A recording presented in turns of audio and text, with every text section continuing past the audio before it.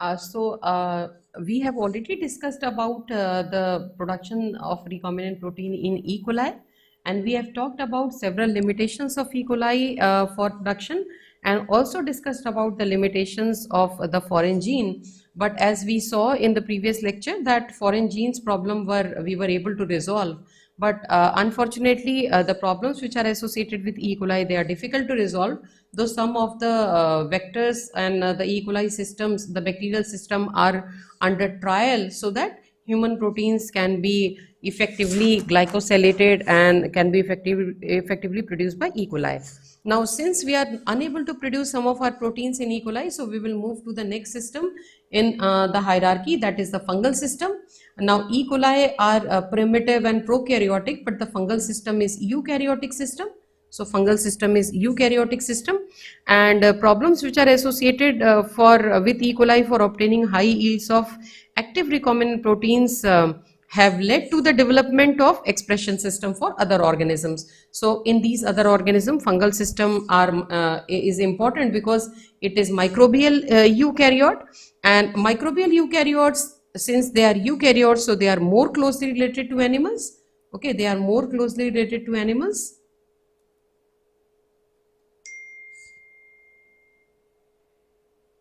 and they are able to deal with recombinant protein more effectively. They are able to deal with recombinant protein more effectively. All right. So microbial, they are eukaryotes. They have been tried and used for several animal proteins. And as we discussed, that expression vectors would be required, as signals for expression of animal genes will not work efficiently in lower eukaryotes. So popular host in fungal system is Saccharomyces, Saccharomyces cerevisiae. This is also known as common yeast, and the clone genes, they can be placed under the control of gal promoter. They can be placed under the control of gal promoter, and since animal termination signals, they do not work effectively in yeast, so the modifications which we did with E. coli, the same modifications we'll be doing in the fungal system as well. Now, if you use fungal system, then yield of recombinant protein is high. A recombinant protein yield is high. Yield is one important parameter, because nowadays you are listening about the production systems, you're listening about the COVID vaccine or any other vaccine. If the yield is going to be if the yield is going to be low, then the cost of the product is going to be very, very high. So high yield is one important aspect which need to be worked upon. So the yield is high, but somehow this fungal system, it is unable to glycosylate. It is unable to glycosylate animal proteins correctly. Animal proteins correctly, and this system suffers from the limitation that we call as hyperglycosylation. Glycosylation occurs in this system, but this system does hyperglycosylation of the recombinant protein. So what happens is hyperglycosylation results in wrong glycosylation patterns, and the protein can become immunogenic when it is injected in humans.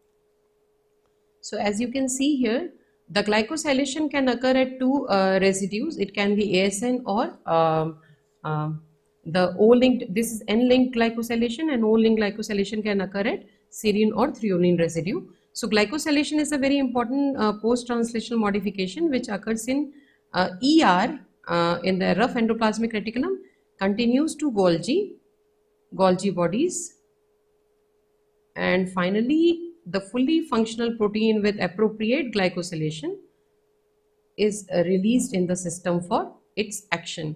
Now you can see this is N-linked glycosylation at asparagine residue in human. So you can see the glycosylation pattern is like this, but in the case of fungal host, this is Pichia pastoris. The glycosylation pattern you can see is hyperglycosylated. The protein is hyperglycosylated, but the pattern is close to human glycosylation pattern. Now this is Saccharomyces cerevisiae, and as you can see, it is heavily glycosylated. So the protein will elicit the immune reactions when this much of heavy glycosylation is present, and the protein also will lack the functional capability. So you can see the fungal hosts, they are resulting in hyperglycosylation of the recombinant protein. Okay, but they are the most preferred eukaryotic host after bacteria. Because again, working with fungi is easier than working with mammalian system. Now Pischia pastoris is also preferred system in the fungal system. It can synthesize, it is a special type of yeast. It is second special type of yeast, and it is able to synthesize large amounts of proteins. And glycosylation pattern, as you can see, they are more or less similar to animal cell, and there are few differences, but some of the proteins, they are not shown to elicit immune reactions for these differences. So immune reactions were not observed, but sometimes what happens is it degrades recombinant proteins before purification. So that is one of the problem with this, before purification.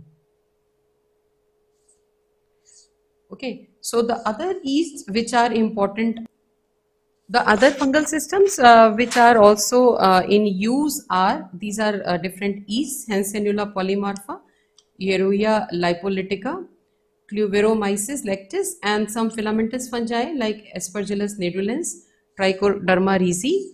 These they have good glycosylation properties, and also they are capable of secreting the recombinant protein in the growth medium. So once the protein is secreted, it is easier to purify the recombinant proteins from the culture medium. Now, because of these limitations, again, we are able to produce very few proteins in the fungal host. And because of this reason, we will have to move to another host for production of the recombinant protein. So we have seen the limitations of E. coli, we have seen the limitations of fungi.